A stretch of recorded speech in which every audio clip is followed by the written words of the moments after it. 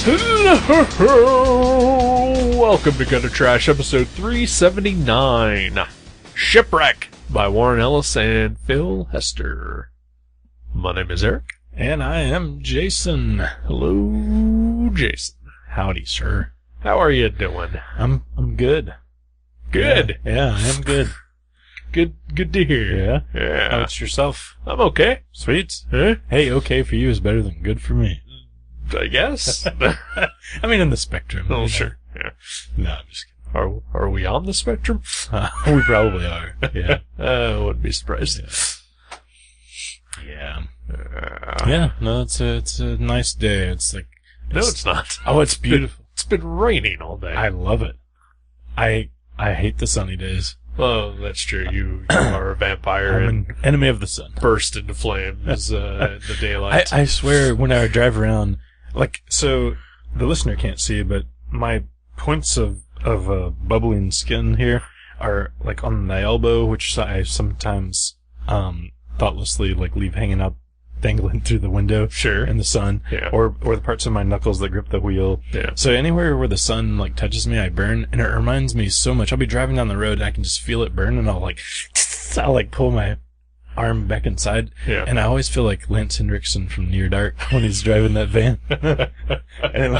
and he's like trying to like see, he's got all the windows blacked out and his like arms on fire when he's like poking his hand out the window. I really feel like that. Yeah. But I got my cortisone. I went to the doctor and he gave me a prescription for cortisone because, you know, you can't just buy that shit over the counter. Yeah. I mean, it's not like an AK-47. I mean, we're talking about cortisone here. Right. Yeah. So you have to wait, you know, get in line for that. So it's my 0.1% cortisone. So it's working though. That's good. Yeah. It feels a lot better. Not burning as much. Yeah, that's good. Well, for us normal people, it has been raining pretty much all day nonstop, almost for the last 2 days. And it sucks. Because you're driving it. Yeah. See, I fucking love it. Yeah, and I don't have air conditioning, so you know, it's either die of heat exhaustion or get wet while driving home for I'd an hour. probably rather get wet. Yeah. I choose that. Yeah. Yeah. I mean, that was the name of your Die or get wet. I thought it was just Get Wet. Well, that was the original. The sequel is Die or Get Wet. Your high school yearbook column that you ran. Yep. Get Wet with Eric Schonborn. It's amazing. It was not more popular with the ladies. Yeah, I know. Well, you did review nothing but Skinamax movies. Oh, so, yeah. So that was probably... Right. You thought that would be a... Well, yeah. You thought you would pull in a female readership, but apparently not. I feel just like J. Scott Campbell. Did he think he was going to pull in a female readership? There was a hubbub this week online about a woman posted a thing on Twitter about how it was like, Dear Marvel, you know, if you really want to bring, you know, new female readers to your books, maybe don't have J. Scott Campbell draw covers for them. And so yeah, that's been a thing that's happening. He did a pretty sweet Weapon H variant cover this week. Oh, yeah. It was an homage to the best foil cover ever, Fantastic Four 375. Oh yeah. It was basically that cover redrawn without the foil though. Oh yeah. So I think Jeremy showed that to me Tuesday or Wednesday when I went in. Mm-hmm. It is an homage to everything 90s. Yeah, but without the foil, which sucks. Yeah. If the comic doesn't have foil, I ain't reading it. Exactly. Well then, that's why we read this shiny covered version of Shipwreck. Yeah, would something like that go in your enhanced covers box? It's not quite enhanced. So the trade paperback here of Shipwreck has like a shininess to it. It's got a varnish on it. Yeah. Although I did hear from a little birdie told me that there's an upcoming issue of Cerebus in Hell that's going to have a foil logo. Nice. I'm pretty excited about that. I occasionally forget that you are our acquaintances with a celebrity. That's right. Yeah. With insider knowledge. Mm-hmm. This is true. Yeah. Full covers. They're all the rage. Yeah, DC is bringing them back. Kids love them. Yep. You know what? I love them too. They're pretty great. Yeah. I mean, the only ones I ever remember buying back in the 90s because the cover was... Silver Sable #1. I just bought that because it was a Marvel #1, and I bought all of them at the time. I was one of those. But I bought all the glow-in-the-dark covers because I just thought they were amazing. Sure. And I hung them all up on the wall. I had it was like Ghost Rider and Green Lantern and just like Batman, and there's a few others, and they were all just along my wall. Spectre had a couple. Yeah. I think we talked about this before, but those were the only ones that actually made me buy them just because of the covers. Right. The rest of them I was like, that's cool. That one's not cool. This one's cool, but I didn't buy them solely because of the cover. I can't say that I ever bought anything just for the cover. I can say that some of them that I bought to read, that happened to have covers, I would buy 2 of them. Yeah. One to read and one to keep. One to make you rich later. Yeah. How's that working out? Pretty good. Yeah. Yeah. Just got to tune up on my Rolls Royce. Had to drive the Benz for a few days while it was in the shop. But, Thanks, Wildcats #2.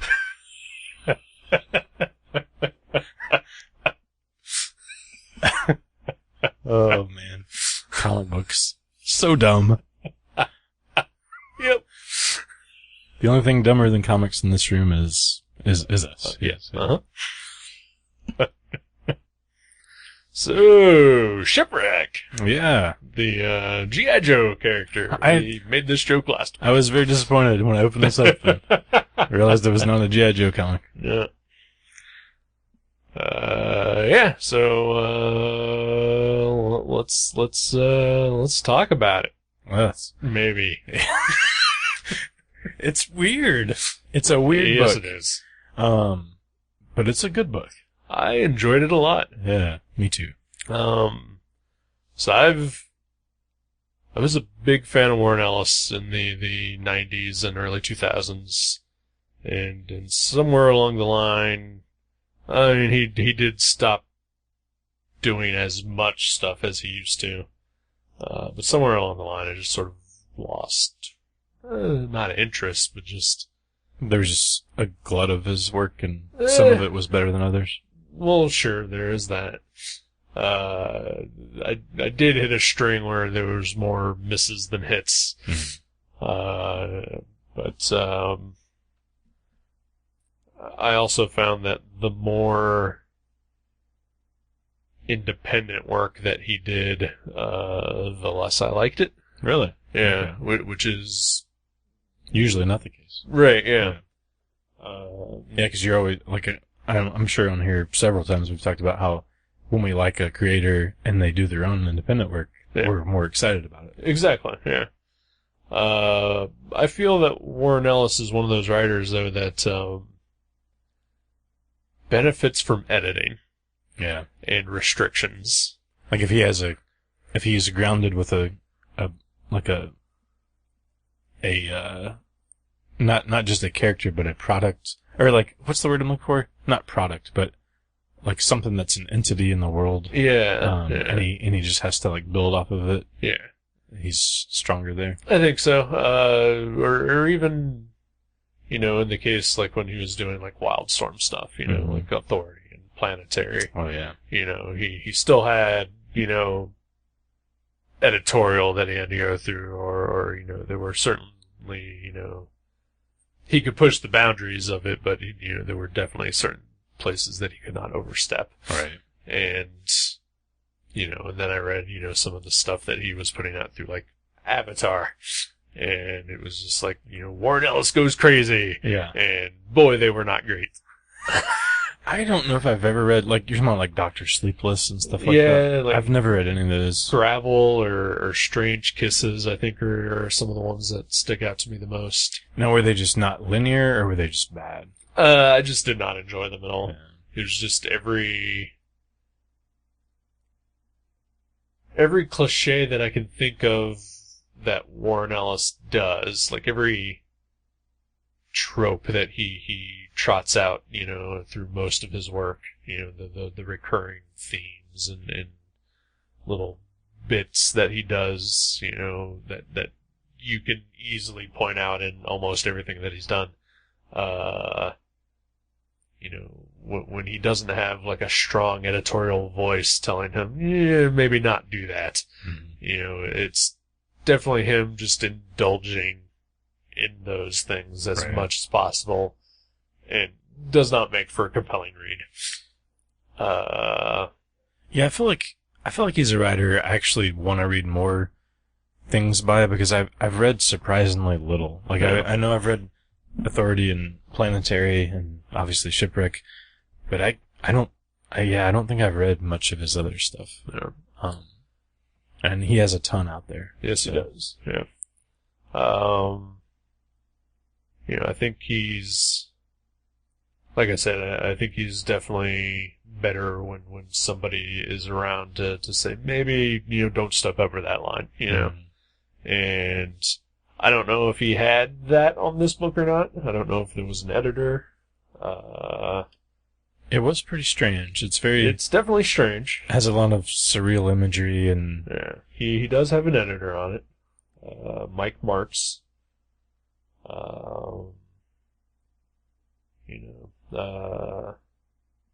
So I don't know if and I recognize the name Mike Martz. I'm gonna guess X-Men editor for a while. Okay. And so it is very strange, and it is non-linear. And definitely, I'm not sure, I guess, what I expected out of this book, but it definitely was not that. That's the thing I think I loved most about this, is I read the first issue just on a whim when it came out, and I was like, okay, this is strange, but I'm not sure where it's going. Yeah. And I'm not sure if, like, you'll ever know where it's going, but then I just, like, kept buying them, and when I read them all at once, it was not what I expected. Yeah. It does travel along the same themes as some of his other works, for sure. Like escaping and... Yeah, like, exploring, other worlds, encountering, the weird and the... Dark and violent. Yeah. But it definitely, is still grounded enough that I would definitely rank this, among, his works of, like, Planetary and The Authority and Transmit even. Yeah. I don't know that this isn't my favorite thing I've ever read by him. Right. I really like the feel of it.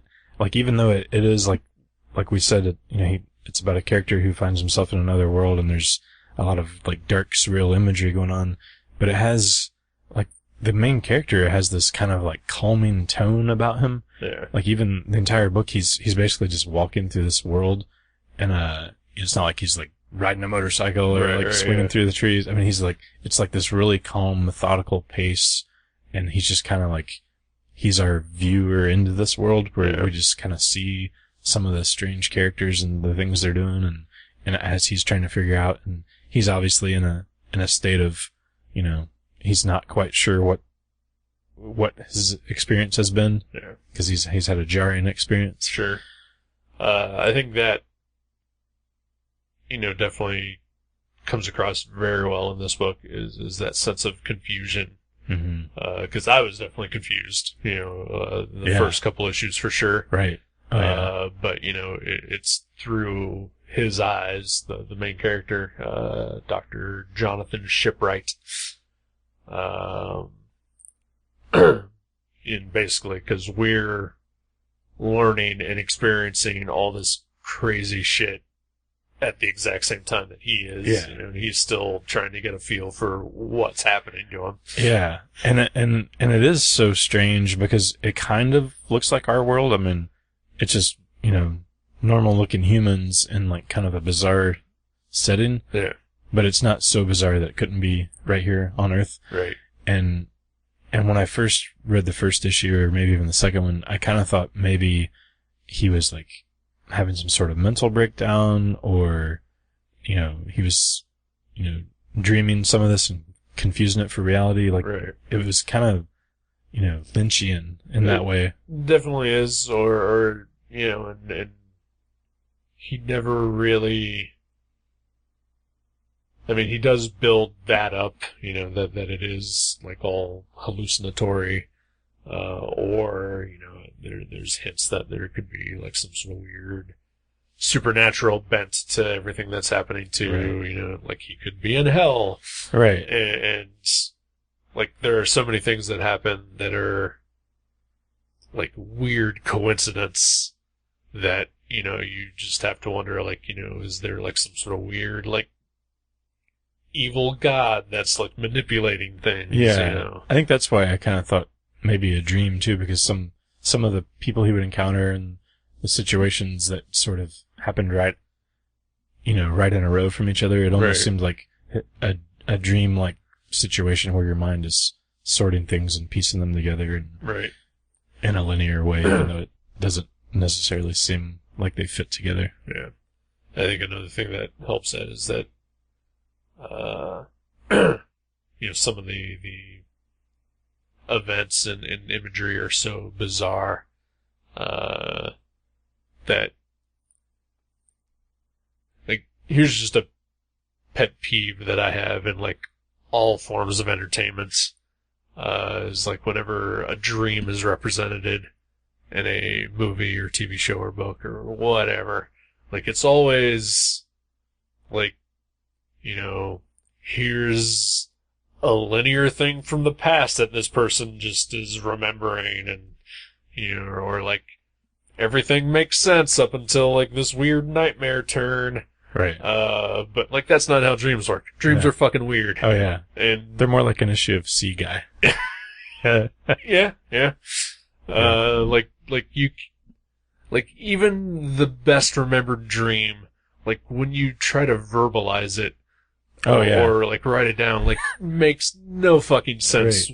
Like, even if you remember every last detail of it, Oh yeah. it's just fucking bizarre. And this really gets that across very well. Oh yeah. You know? Yeah. Yeah, there's some interesting little side characters that he encounters as Yeah. he's like walking through on his. He's basically, you know, he says from the beginning he's looking for a man named Isham. Yeah. And you don't know exactly why, but you know, on his road to find this person, he encounters a lot of strange behavior in this kind of half desolate world. Yeah. I know you mentioned David Lynch, and I know Ellis is a big fan of his work. So, you know, it's you can definitely feel that influence, like, you know, especially when he winds up like in that weird town at the bar. Oh yeah. And the lady who, when she got introduced, I was like, well, is she deaf? Yeah. You know, but she may not be, and I don't think it's ever really revealed who or what she is. Yeah, which is fine. Yeah. And there are things not revealed in the series that don't seem like they're just missing. It just seems like a perfectly natural way to tell this story. Right. Yeah. Like, you don't need to know everything. It's kind of, you know, ambiguous and dreamlike. Yeah. But it does have a story. I mean, you find out why I don't know if we want to talk about the whys, but why he's chasing Isham. And, yeah. You know. I'd like to leave that as vague as possible, because, again, I think that adds to the story. It really does. Yeah. I didn't know much about this going in. Yeah. And I knew nothing about it. I just remember seeing the artwork and like, I like Phil Hester. I mean, like, he drew Green Arrow and some other things, but he's drawn pretty much everything. But this is the coolest artwork I've ever seen by him. Yeah, I really enjoyed his work in this book. Yeah, I was interested because, you know, Warren Ellis, you know, whether I read whatever he's working on or not, like, I always kind of pay attention to see, I was like, oh, is that something that I want to pick up? And, like, this grabbed my interest immediately because it's Warren Ellis working with Phil Hester. Yeah. And I really like Phil Hester. Yeah, he's an artist I've been aware of, but I've never really, like, kind of followed his work, but man, his work is beautiful in this book. Yeah. It's so strange and surreal and cartoony at the same time. Yeah. I know that he personally underwent, like eye surgery over the last couple of years, and I know that I feel like that happened sort of while this book was, like, coming out. Like, wow.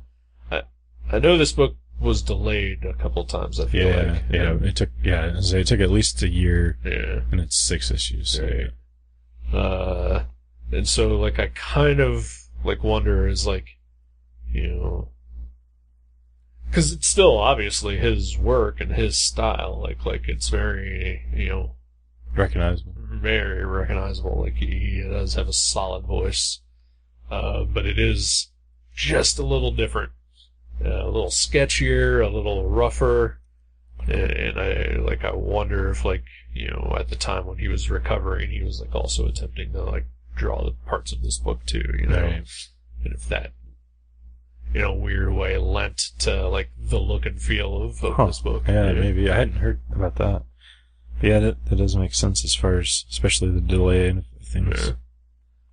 But it's definitely some of his best work I've seen in a while. It's beautiful, and I've never heard of some of the other people involved, but, like, the colorist is Mark Englert, and he is phenomenal. I've heard of him as well. Yeah. Like, the coloring in this book is a 10 out of 10. Yeah. It's so well done.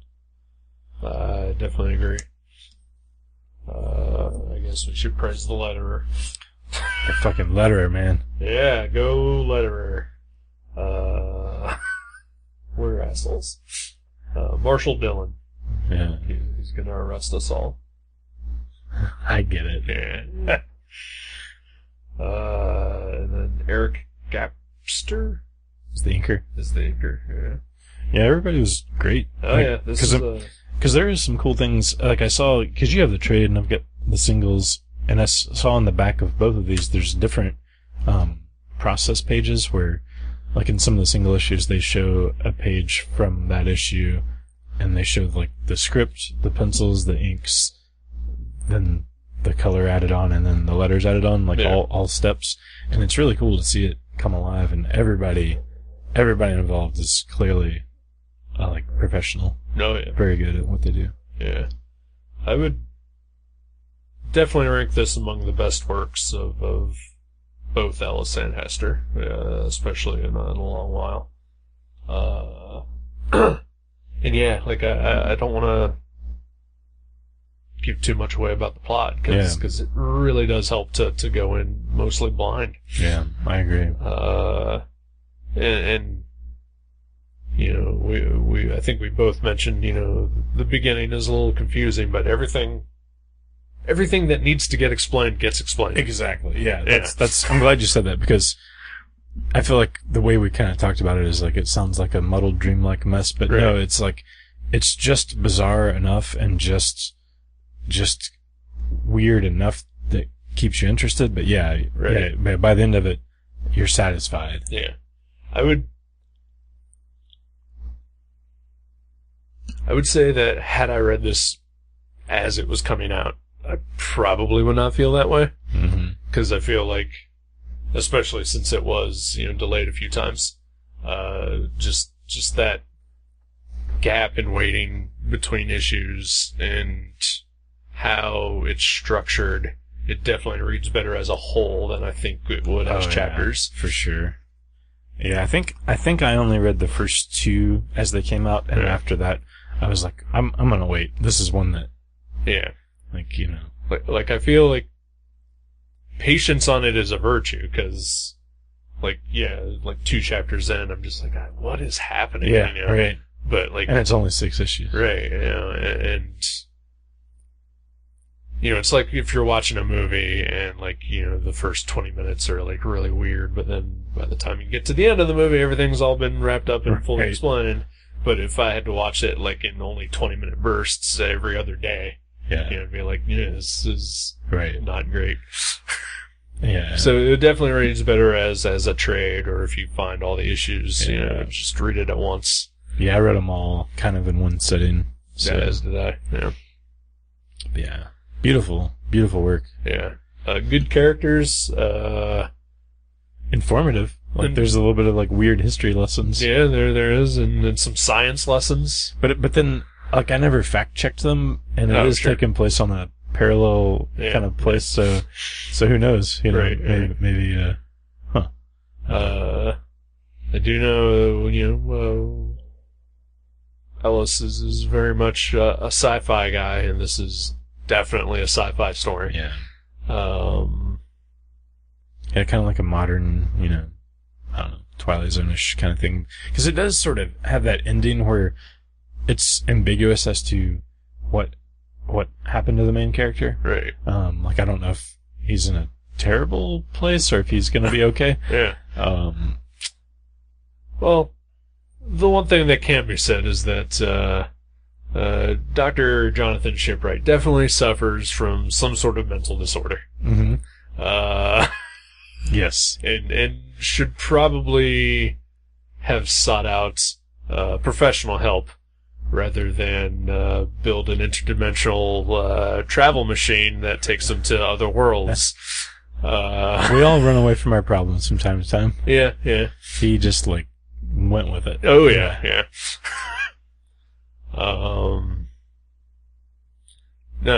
So there's a Warren Ellis trope that there are elements of it in this book, but not to the point where, like, that I was worried that I was gonna just be taken out of it and dislike it. Right. What trope is that? So, back in sort of his mainstream comic heyday, my friend and I used to always make a joke that, every single lead character in a Warren Ellis book wore all black, smoked cigarettes, and was just angry at everybody. And I don't recall a single cigarette being smoked throughout this entire story. And people were cynical, but they weren't, like, overtly hating of humanity. Sure, yeah. And usually the Ellis thing would, the hatred of humanity would eventually, give way to just a deeper, weird kind of love for humanity and a need to save humanity. That comes through more than any kind of cynicism against it, in this book. It's still there. Yeah.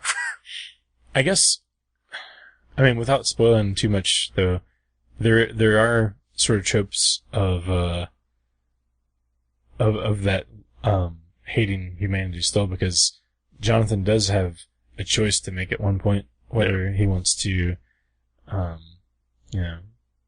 stay on this, like, half desolate world, or try to join his old world, where, all the people are there that kind of ruin your life. Sure. So yeah. I don't know. You kind of, I don't know.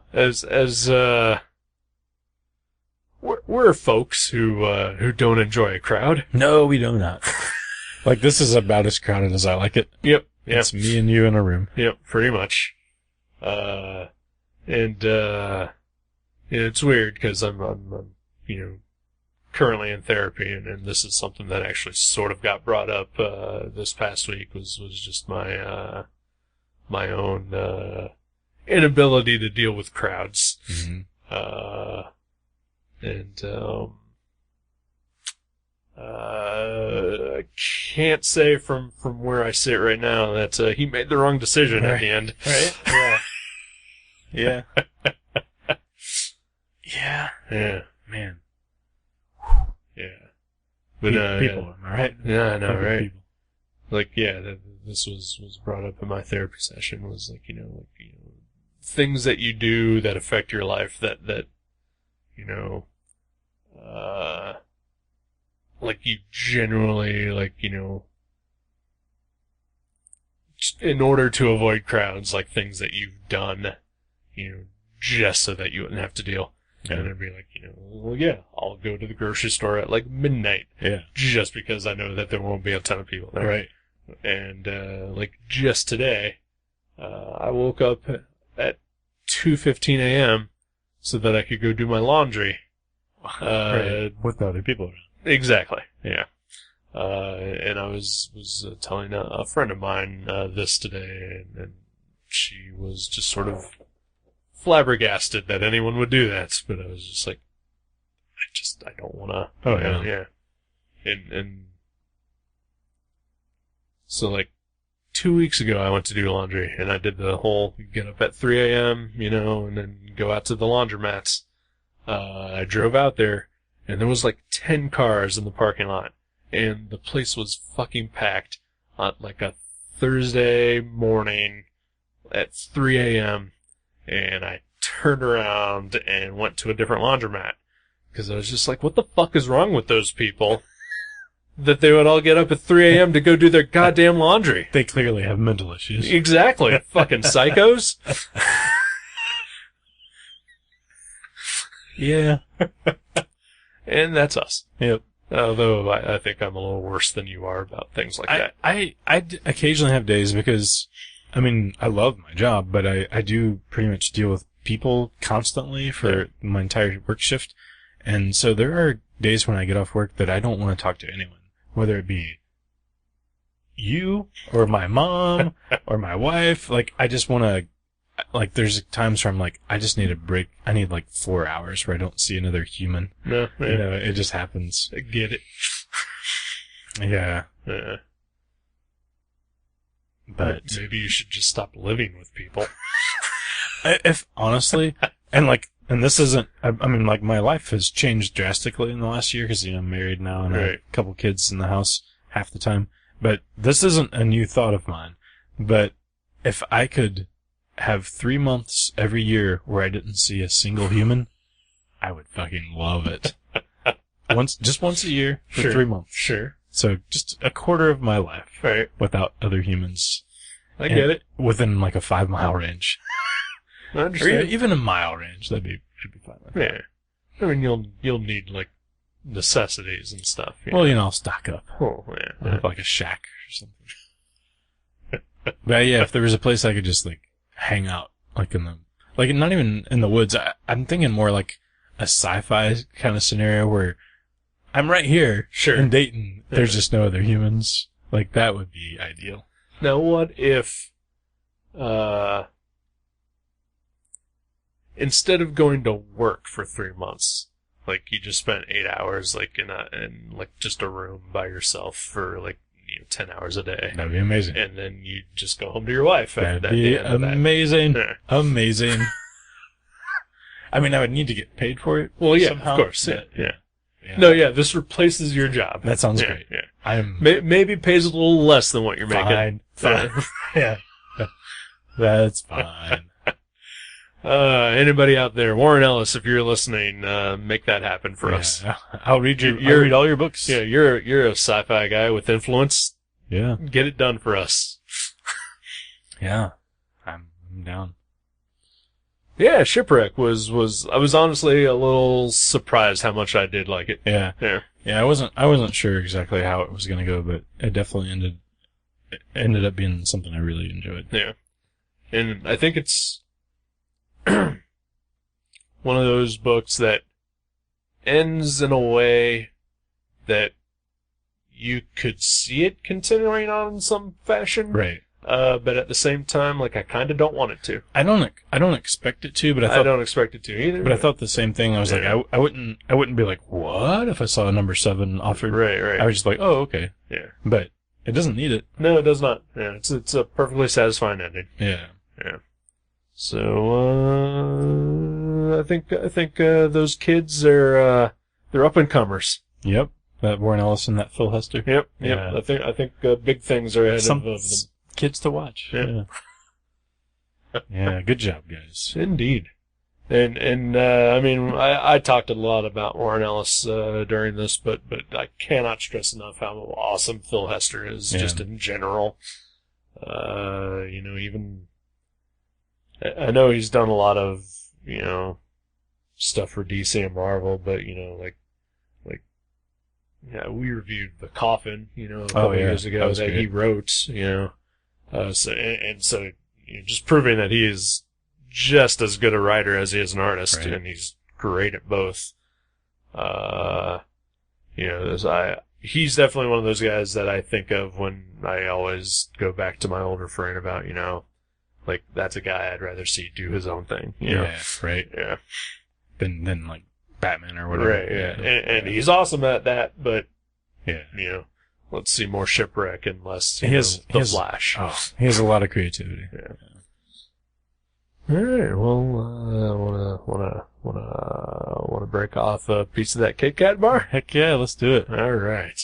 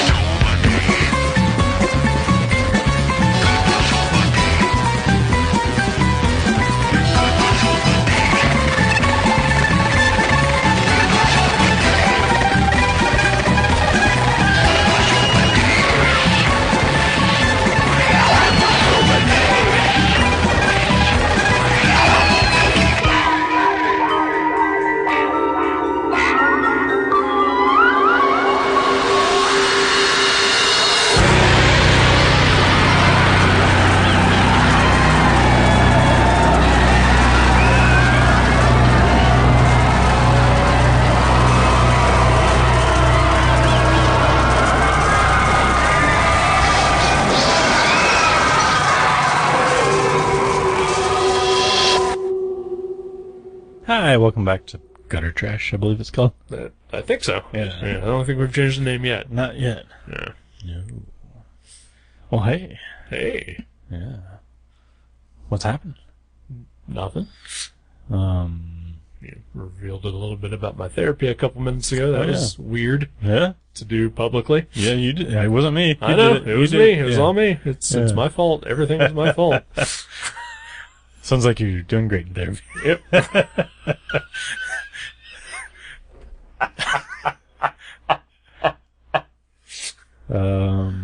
Oh, my, oh, did I mention my cortisone shot? Yeah. I did. Okay. Yeah. So, okay. Yeah, we're both doing great then. Yeah. Oh, I turned 40. Oh, that's big. You're old now. I am old. I'm officially old now. Yeah. So yeah. Welcome to the club. Yeah. Just last Saturday. How was as that? of this recording. How was it? Had its ups and downs. Yeah. Yeah. Had some disappointment and some heartache. But then I had to get up and go to work early on a Saturday on my birthday. So that was fun, I'm sure. Sure, yeah. And then I drank for the first time in like 6 months. Nice. Yeah. But ultimately it ended okay. I hung out with probably someone who I would consider my best friend. Mm-hmm. I don't think they consider me that, but that's fine.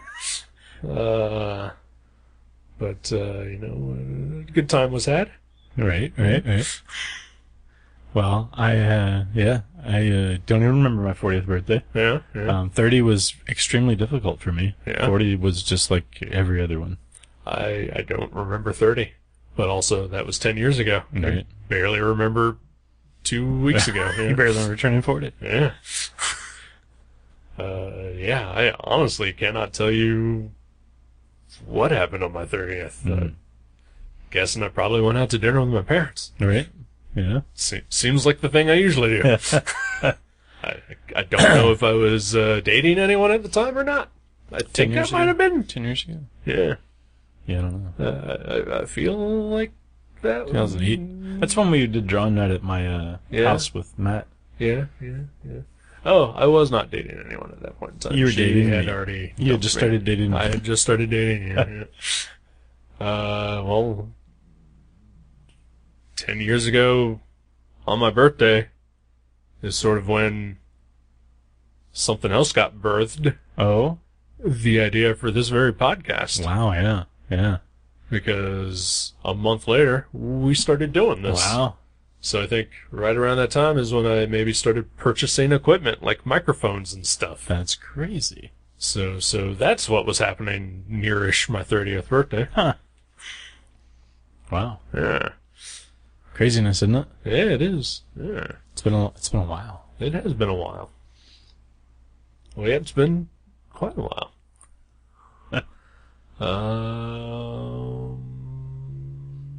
Yeah, how many episodes is this? What number is this? This is episode 379. Wow, yeah. Officially. Mm-hmm. We've had bonus episodes and probably random things. Close to 400 then, thereabouts.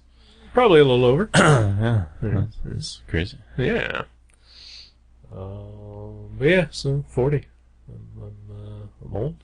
I'm getting gray. I'm losing my hair. My shoulder hurts for reasons that I have no idea why. Oh yeah. That's fun. I'm alone. I still live in the same apartment I've lived in for the last 20 years. I still have the same job I've had for the last 12.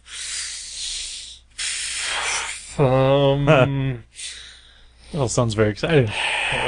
Deep breaths. Don't forget to breathe.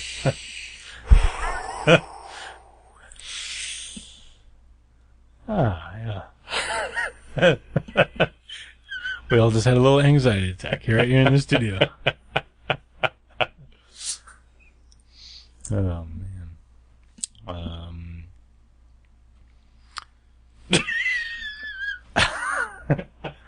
Aretha Franklin died today. Yep. So, does that mean it would be in poor taste to start our punk band Aretha Franklin? Or is that a proper homage.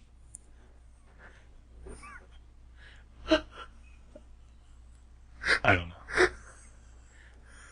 know. I think it is both. Urethra Franklin. Right, Yeah. That's the word I was looking for. I think it is a poor taste and a proper homage. Right. Yeah. Yeah. She would probably be proud. Oh, yeah. Well, and also the bass player from DOA died.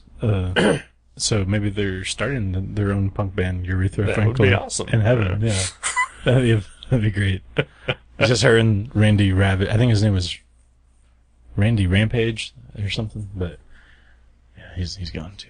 Okay. Gone, but apparently forgotten because I can't remember his name. Yeah. I've never heard of him. No. Remember DOA? Nope. Remember them? So the only time I ever really bought one of their albums is in the late 80s, early 90s. They did an album with Jello Biafra. Okay. And it was pretty cool. It was like him singing with just them playing Right. the backing band. It's a thing he's done before. Yeah, he's done it with better bands and worse bands. Uh-huh.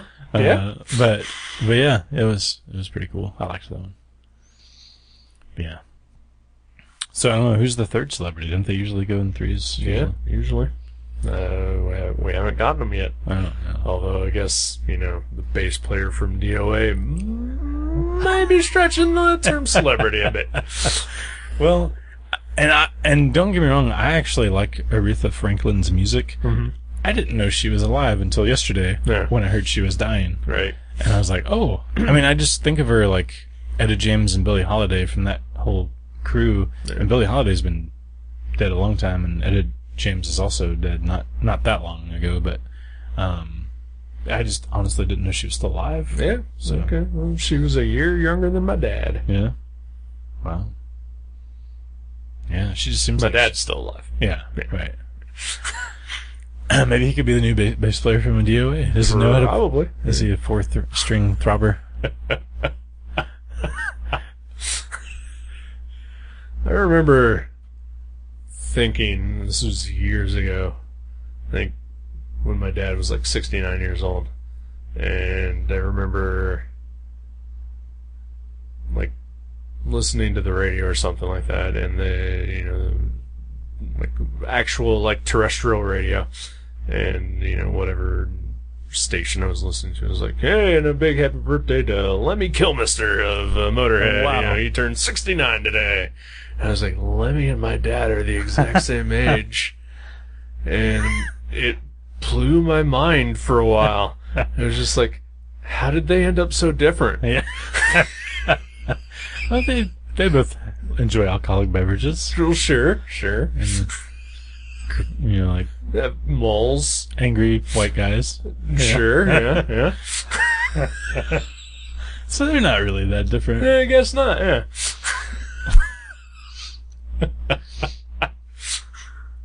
Aw, that is funny. Yeah.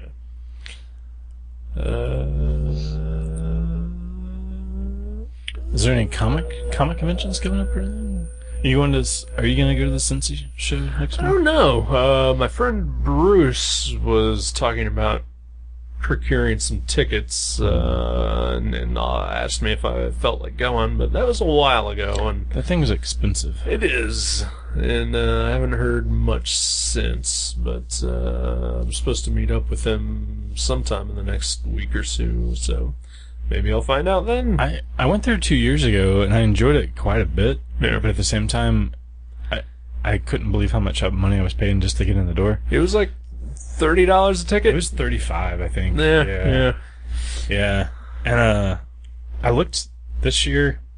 Is it 40? 50? I can't. I actually didn't look at the pricing. I just kind of looked at their website to see who was there, and I honestly didn't even make it to the comics creator section, which is weird. Yeah. I just looked at the celebrity section. Sure. And I saw there was 3 people that did voices from the original G.I. Joe cartoons there. Okay. And I was like, that's pretty sweet. Sure. And then I just got busy at work and didn't end up looking at the comic creators that are going to be there. But even if there aren't any great comic creators, it'd be kind of fun to talk to, It was like Flint, Duke, and Lady J. Oh, yeah. So it's pretty cool. I mean, but do you want to pay $100 each to talk to those people? Flint signs for free. Ooh, The other signs for free. Yeah. But just to see them still costs, like $40. Probably to get a photo or something. Yeah. But no, I don't know that I would say anything to any of them. Right. But, what do you say? Like, hey, when I was a kid, I liked what you said on the cartoon. Right, yeah. Yeah, I mean, like God bless voice actors, and they're talented people and all that. But I got nothing to say to anybody. Yeah, I mean, at least comic creators, I can be like, I really loved your work here, and it's influenced me, and it's something I enjoyed from years to come, probably too. But for the G.I. Joe voice actors, it's like I'll probably never watch another G.I. Joe cartoon. I mean, it's feasible that I will, but it's also feasible that I won't for the rest of my life. And they certainly didn't influence me in any way. Sure. I just enjoyed what they did. Right. So, yeah, I don't know. Yeah. Even with comic creators, I don't feel like I would have much to say. Mm-hmm. And often haven't. Yeah. Makes for some awkward events. I've definitely met people where I just got their signature and went away, but it's usually because either they're busy, like maybe like the table mate's sort of chatting with them about signing or something, and I just kind of like say thanks. But there's been a few where I've definitely wanted to talk to them about, like I've mentioned an anecdote about like what their book meant to me or whatever. Right. But yeah, for the most part, it's like famous people. They're you obviously like what they did, right? So like to tell them that seems redundant, and then to tell them anything about your life seems like a waste of their time, right? No, absolutely. So it's like it's usually I just kind of keep it to myself. I mean, like I've had conversations with comic creators in the past, and some of them have gone well. Some of them have been where like I like this person, I like their work, but they're just talking to me, and I just kind of want to go away. Right. So like it's on them, and it's weird, and I don't want to be, because I do appreciate their work and everything. I don't want to be the asshole in that situation. It's like I don't want to talk to you. Right. You could be using this time to draw more comics, right? But then like there are creators I've met where I was like I want to talk to them, but like I just have that weird social anxiety thing where like I just got nothing to say, or cannot say the words properly that would express like what they mean, and then like you said, like telling them about how like their work has impacted my life just seems like they probably don't even want to hear that, right? Yeah, probably not. I mean, I bet when you first start out being a professional comic artist, you're like blown away that people are digging what you do, and you're excited to talk to fans. And some people still seem to be able to muster that excitement, like years into their career. But for the most part, I feel like, you're just one more person saying like how great they are, and it just gets boring for them, I'm sure. Unless you're John Byrne, and that's all you want to hear. Yeah. Well, he's trying to fill a void. Oh, yeah. And it'll never get filled. And he'll just continue to be an awful person. That knows how to draw really well. Used to. Yeah. I honestly think his like 80s superhero art, I honestly can't think of a mainstream comic artist from that time period that I like better. Right. Like Art Adams, when Art Adams first started out, like it was a little rough. Yeah, it was kind of rough, but when I think back to like the John Byrne X-Men's and FFs and whatnot, I mean it is still as solid looking today as when I was like 12 years old and first saw it. Like he did some great work. I agree. I would say Mike Zeck is pretty close up there at the time. I think he's in Cincy this year. Really? I'm pretty sure. I think he charges for autographs. Yeah.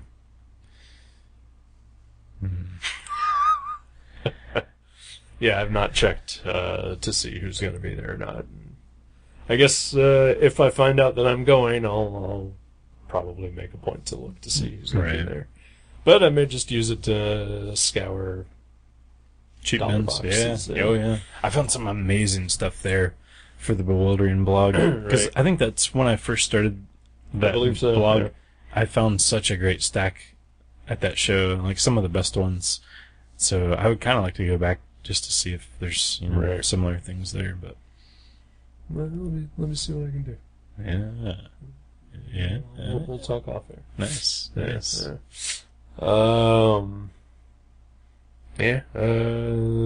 a convention in October that I'll actually be tabling at, so gotta start thinking about that. 'Cause, got a book I want to try to put out by then, and just realized that is rushing on me soon here. It's And like 2 months. yeah, I gotta. I don't know what's happened to me, but productivity-wise, I've just really fucking blown it for the last 3 months. Yeah. Me too, but mostly the last month I haven't drawn a single thing because my hands have been on fire and bleeding, sure. and They split open every time you touch a pencil. Yeah. Yeah. I mean, you should probably just learn how to dip a pen into your blood and ink it that way. it would be easier. It would be super metal. I have definitely bled on 2 of the last 3 drawings I've done. Yeah. But we'll see. We'll see how that goes. I think you're taking the kiss thing to extremes. Yeah. I'm gonna leave like actual flaky pieces of skin embedded into the ink. It's pretty hardcore. Yeah. For the next Sparkle book you do, you should just send like a vial of like your elbow shavings. Yeah. to each reader. Yeah. One each reader. Was it? I think it was when one of the guys from Negative Land died. They cremated him and like gave little pieces of his ashes, like with their last album. Yeah. They were like included as a bonus. Yeah. It's kind of like perfect for them. I mean, Sure, it's perfect for their sense of humor. I'm sure he would have loved that. I think they even said something like, "This may well have been like something he would have approved," or something like that. I thought that was great. Yeah. Those guys are awesome. Well, I guess what we're gonna pick a comic. I guess. Yeah. Is it that time already? I don't know. Yeah, I got nothing else exciting happening. No. Nothing I can talk about, I guess. So I guess I'll pick a comic then. I love comics. Yeah, well, hopefully you'll love this one. Is it by Gerard Jones?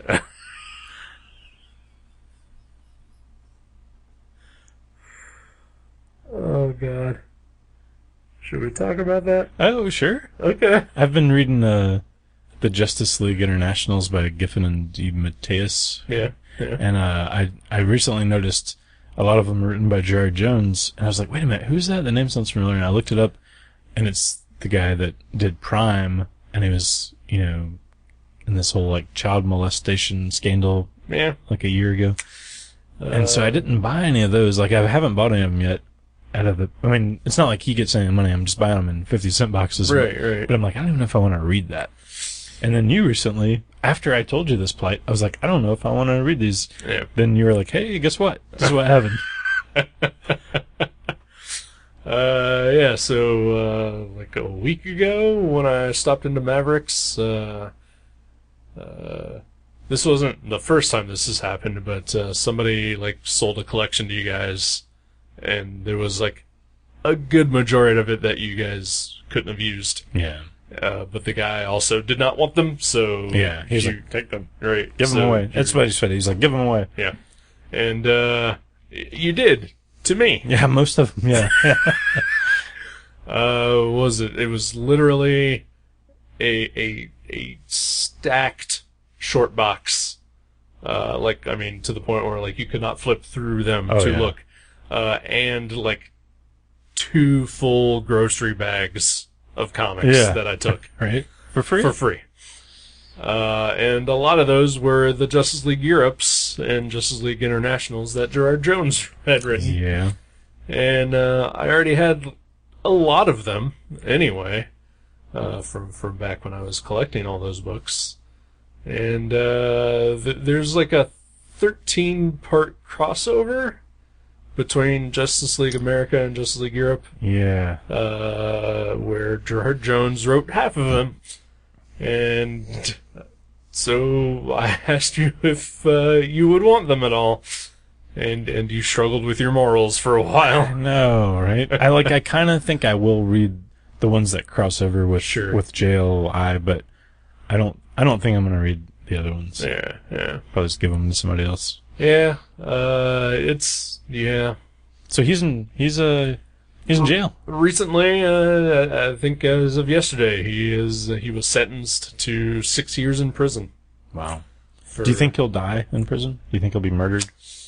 Pedophiles don't usually fare well. Yeah, I was going to say, doesn't it usually happen? Yeah, they at least get mistreated or beaten up or murdered.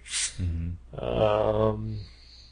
Unless he throws himself into solitary confinement, so that he doesn't get that. But the pedophiles don't fare well. Right. At least stereotypically in every prison movie or TV show I've ever seen. And I mean, part of you is like, oh, that sucks. He's probably going to get murdered. But then you're like, oh, wait a minute. He tried to fuck children. Yeah. So that's at least, fine. Was complicit in the fucking of children. Yeah. So that's probably fine then. Yeah. He gets murdered. Right. I guess. Maybe. I don't like the idea of anybody getting murdered, but at the same time, pedophiles kind of. Yeah. They don't get the sympathy. Fine. That's probably fine. Yeah. Yeah. It is one of those things where, I have all those books that he has written. It's is the knowledge of the monster that he is going to affect, any kind of rereading of those. Yeah. I think it will when I read those. It'll be hard not to.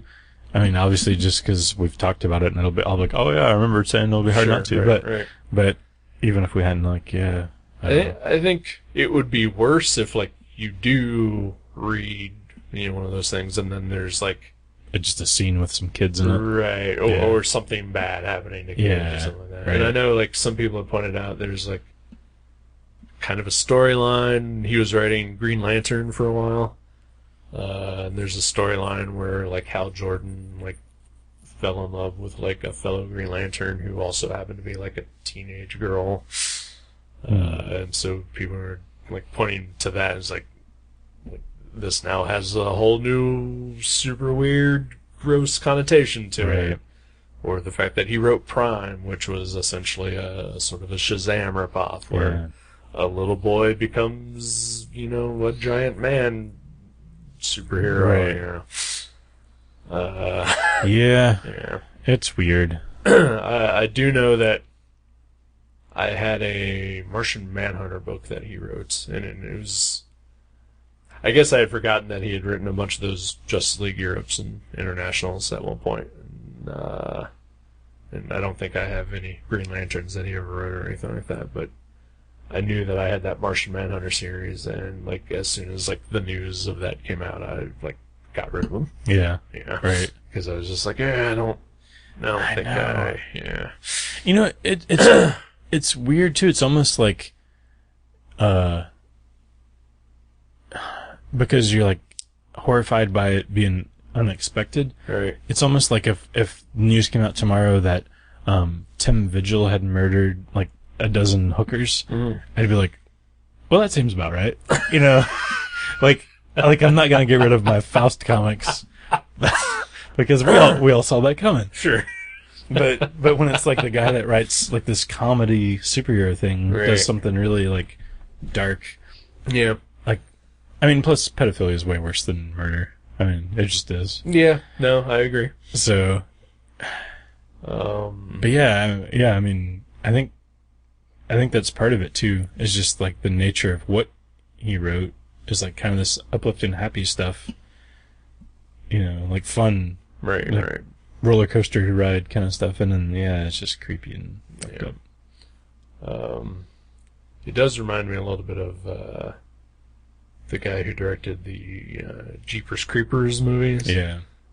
He's a convicted pedophile. And like I saw the first Jeepers Creepers, but like I didn't know anything about that guy. It was just on TV, and it's a fucking terrible movie anyway. But then like once I found out like about that guy, I was just like, oh well, for sure I'm never gonna see any of these other Jeepers Creepers movies or anything else that guy ever did, like Powder or whatever the movie he tried to fuck a boy in. Oh my gosh. Yeah, my wife the other day said she wanted to show Powder to the boys because we're like thinking about sci-fi movies. I was like, that guy's a pedophile, right? She's like, okay, then we're not gonna. Yeah. We ended up watching Phenomenon, and I kind of wish we would have watched Powder instead. It's almost the same movie, right? Phenomenon was better than Powder. I've seen them both, but yeah, neither one great. No, not for sure. I saw Phenomenon at a 2:30 a.m. screening before the movie opened. Wow. Made me cry. I like Robert Duvall in it. Sure. He's great. Yeah. Forrest Whitaker's fine. But yeah, then there's the rest of it. Well, yeah.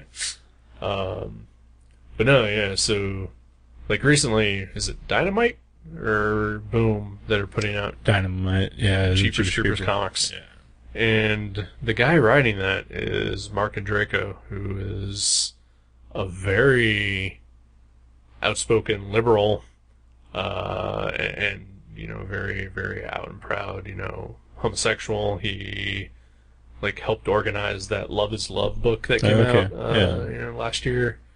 And and on Twitter he's very political, and like he's definitely been against like the whole separating of families, with the immigration ban and all that.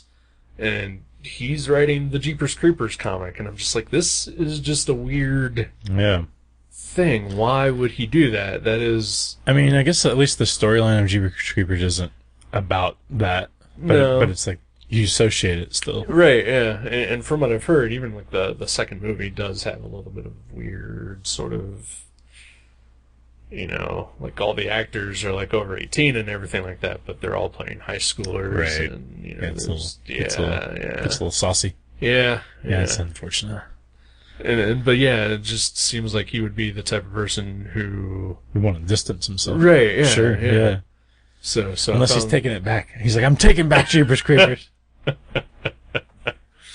So, yeah, that's, like, I was never going to read that book anyway, because, again, like, whether that guy's a pedophile or not, that movie fucking sucked. Right. But, knowing that, it's like, why would that guy choose to work?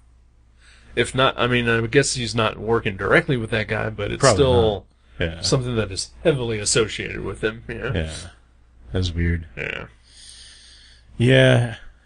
There's not a lot that Dynamite puts out that I would want to be associated with, really, but sure. But still. Mars Attacks is coming out. Oh, is it them? Yep. I was thinking that was IDW. Yeah, they currently have the Mars Attacks, but Dynamite is coming. Okay. Yeah. Cool. Yeah. Yeah. Yeah, that's, I guess I hope he doesn't get married. I don't know. Yeah, like, I'm not actively wishing harm upon that guy. Yeah, me neither. Being thrown in prison for 6 years, should be good enough, if, maybe longer. But I'm also not going to particularly be sad if something happens to him either. Right. Because... that's fucked up. Pedophiles they lose all human rights. As far as I'm concerned. Right. They don't get allowed to have a say in anything anymore, because they willfully harmed children that have no idea what's happening. Exactly. Yeah. Right. Yeah, that's fucked up. Yep. Well, so should we write him a letter? Sure. Yeah. Of support? I don't know. Can you still write prisoners' letters? Probably. I don't know. I'm sure. I know you could 10 years ago, but who knows what happens. It's true. It's true. But yeah, that's just weird. Yeah. But so there you go. There's a comic world news for you. from 3 weeks ago. Yeah. Possibly more whenever you're listening. Yep. So I guess I'll pick a comic now. Yeah. Prime? No, but I am going to pick an Archie comic. Really? Are you serious? Yes. Okay. I think, if you're down, that I would like to read The Chilling Adventures of Sabrina. Let's do that. All right. I would like to read that, actually. All right. So, yes, published by Archie. Not exactly what anybody thinks of as an Archie comic, though. Right. Yeah. Okay. Yeah. Yeah, that's another one that I think took a while to come out, didn't it? Yeah. Yeah. That and Afterlife with Archie both just trickle out. All right. Yeah. But there's at least enough for a trade of each at this point, so. Sweet. Yeah. And you own them? I own Nice. Chilling Adventures. Sweet. Yeah. Cool.